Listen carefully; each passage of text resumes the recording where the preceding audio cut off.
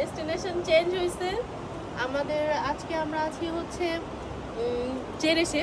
আমি সকালবেলায় অলরেডি দেখাই ফেলছি।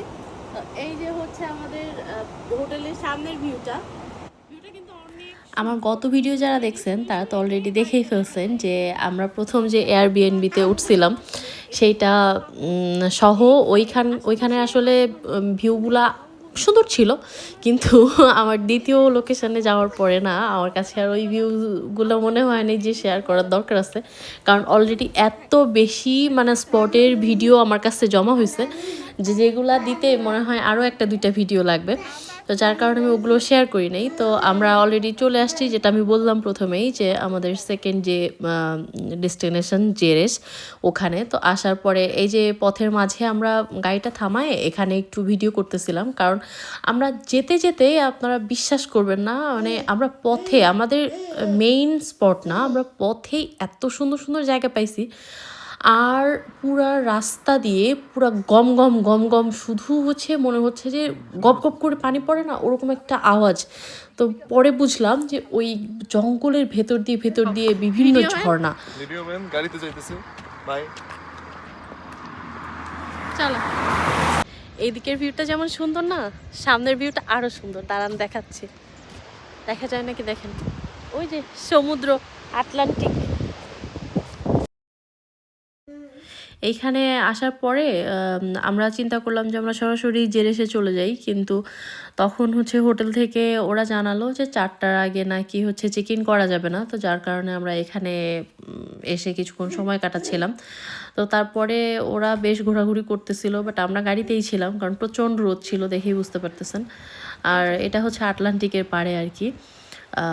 তারপরেও আমরা চিন্তা করলাম যে মেইন স্পটে যেহেতু তেমন কিছু দেখতে পারবো না যদি এখানেই রোদের মধ্যে বেশি ঘোরাঘুরি করি। তারপরে আমরা ভাবলাম যে না, এখানে আর বেশিক্ষণ থাকা ঠিক হবে না, আমরা রওনা দিই। আর কি বলবো, এই যে ভিউগুলো আপনাদের সাথে শেয়ার করতেছি এগুলা আসলে যে মেইন যে সৌন্দর্য ওইটার কাছে কিছুই না। আর আমার ছেলেকে তো দেখতেছেনই, সে বাইরে যে এত খুশি, সব সময় এরকম করে বাইরে মানে দেখবে। আসলে ঘরের মধ্যে থাকে, তো বাংলাদেশে থাকলে দেখা যায় যে ফ্যামিলি মেম্বাররা থাকে, আত্মীয় স্বজন থাকে, সবার মাঝে হচ্ছে ওরা এনজয় করে, কিন্তু এখানে তো কেউ তেমন নাই, আসলে বাইরে সেরকম বের করা হয় না।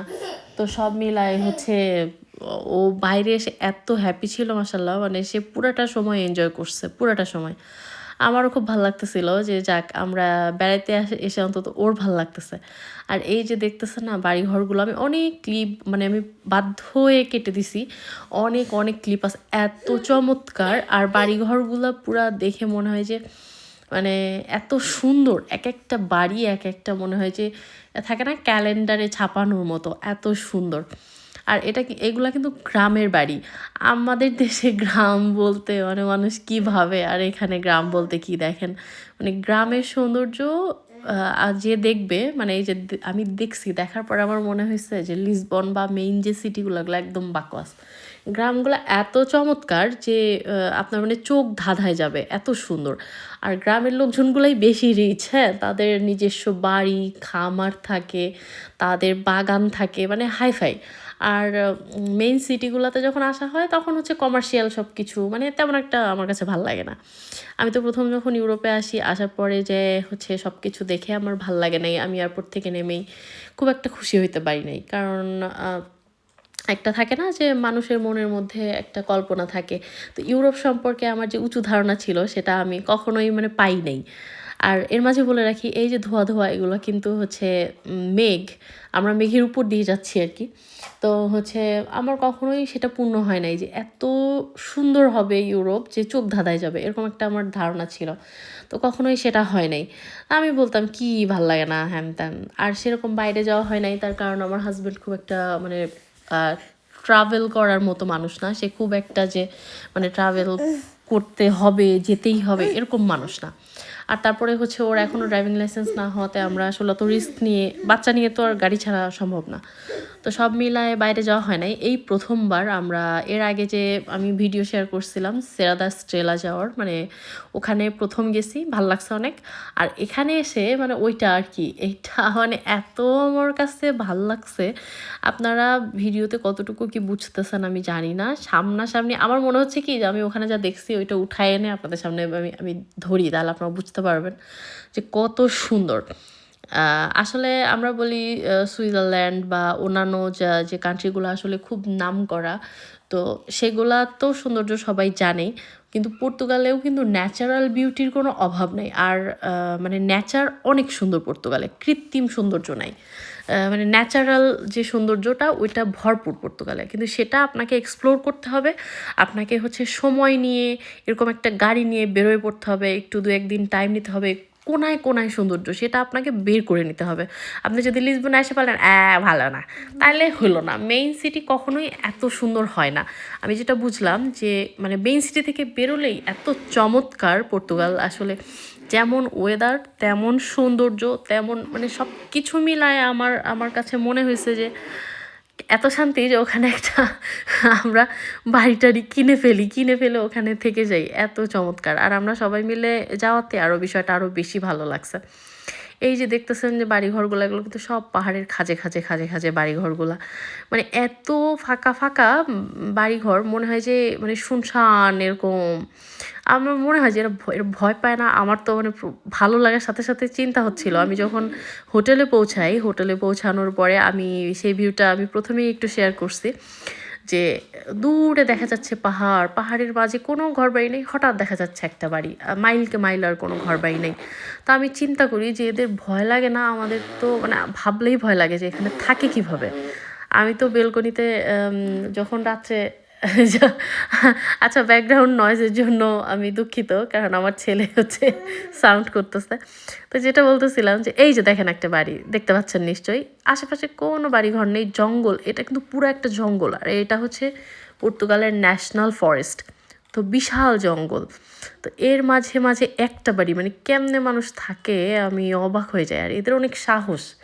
আমি তো আমার হোটেলের রুম থেকে মানে শাটার না নামালে, শুধু গ্লাসটা টেনে দিলে ওই পাহাড় দেখা যায়, পাহাড়ের ওই একটা বাড়ি এরকম দেখা যায়। তো দেখে আমি খালি ভাবতেছিলাম আল্লাহ ওখান থেকে ভূত এসে আমাকে ধরবে। আমার হাজব্যান্ড বলতেছে তুমি কি পাগল, কত মাইল দূরে তুমি জানো? তারপরেও আমার ভয় লাগতেছে। আর ওরা থাকছে ওখানে, মানে ওরা কিভাবে থাকে আমি বুঝি না। আর এই যে গাড়ির মধ্যে আমার ছেলে মানে বোর হয়ে যে রাদের গায়ের উপরে সে মানে রাদের সাথে খেলতেছে সে সবসময়, তো রাত ঘুমাইছে, সে রাদের গায়ের উপর চলে যাচ্ছে। তো আমি যখন প্রথম গেছি আমি তখন বুঝতে পারি নাই আমরা কিন্তু জঙ্গলের ভেতর দিয়েই আমাদের ডেস্টিনেশনে পৌঁছাইছি, কিন্তু তখন তো বুঝি নাই। পরবর্তীতে যখন আবারও আমরা এদিক দিয়েই ঘুরতে আসছি তখন বুঝতে পারছি। আর ওইখানে হচ্ছে ইয়াকে কি বলে, ভিউ পয়েন্টকে বলে মিরাদোরা, না মিরাদোরা। আর ঝর্ণাকে কি যেন বলে একটা, মানে পর্তুগিজে। তো হচ্ছে এখানে অনেকগুলা হচ্ছে মিরাদোরা ছিল। তো আমরা ওখান থেকে যে ভিউগুলা পাইছি, আর হচ্ছে এত বাতাস পাহাড়ের অনেক উপরে, তো বাতাসে মনে হচ্ছিলো উড়ায় নিচ্ছে। তো সেইগুলো আমার নেক্সট ভিডিওতে দেখতে পাবেন। তো এই ভিডিওটা কিন্তু মূলতই হচ্ছে আমি নেচার দেখাচ্ছি, আর কিছু না, মানে নেচার, জাস্ট নেচার। আমার এত মুগ্ধ হয়েছি আমি, আমার মনে হয়েছে আপনারা মুগ্ধ হবেন, যার কারণেই আমার ভিডিওটা মেক করা। দেখেন আমরা একটু গাড়ি থামাইছিলাম, নিচে দেখেন মেঘ, মানে এই এই জিনিস আপনি নিজে চোখে না দেখলে আসলে বুঝতে পারবেন না যে কতটা সুন্দর। মানে কি বলবো, আলহামদুলিল্লাহ, আল্লাহ দেখার সৌভাগ্য দিছে। এই প্রথমবার দেখে হয়তো আমি আরও আবেগ আপ্লুত। আর এই যে আমাদের হোটেলের আমি বলছিলাম না আমাদের গত যে ছিলাম এয়ারবিএনবি, সেটার থেকে এইটা অতটা সুন্দর না, বাট তারপরেও সবাই মিলেছিলাম, ভালো লাগতেছিল। এয়ারবিএনবি বলতে ওটা হোটেলই বলা যায়, অত ব্যাখ্যার আমি নাই যাই। তো এই সবাই মিলে আমরা একটু খাওয়া দাওয়া করতেছিলাম, পরে আবারও বারান্দায় এসে দাঁড়ালাম। বসার জায়গাও ছিল, বাট বসতে পারতেছিলাম না, কারণ বাবু ওপেন তো বারান্দা, বাবু যদি পড়ে যায়। ঠিক আছে মামা, এই তো এই যে দেখেন ভিউ, আমি যেটা বলতেছিলাম যে বারান্দার থেকে ভিউ দেখেই মনে হবে যে এখানে বসে থাকি, তারা আর কোথায় বেড়াতে যাবো আর কি করবো। আর ওই দেখেন আমি বললাম না, দূরে অনেক দূরে মনে হয় যে একটা বাড়ি, সেটা আমি কতটা দেখাতে পারছি আমি জানি না, বাট মনে হয় যে অনেক দূরে একটা বাড়ি, তারপরে আবার দেখা যায় মাইলকে মাইল বাড়ি ঘর নাই এরকম। আর আকাশে অনেক মেঘ ছিল, যার কারণে আসলে আমরা ভাবতেছিলাম যে আমরা সেরকম একটা মজা পাবো না। অনেক বৃষ্টিও হয়েছে পরবর্তীতে, বাট সেইটার জন্য আমার মনে হয় যে জিনিসটা আরও ভালো হয়েছে, কারণ বৃষ্টির পরে দেখবেন মানে নেচারটা আরও বেশি সুন্দর, স্বচ্ছ আর পরিষ্কার লাগে। তো একটু পরপর বৃষ্টি হচ্ছিল, যার কারণে বিষয়টা আরও সুন্দর হয়েছে। তো এটা নেক্সট পর্বে দেখতে পাবেন।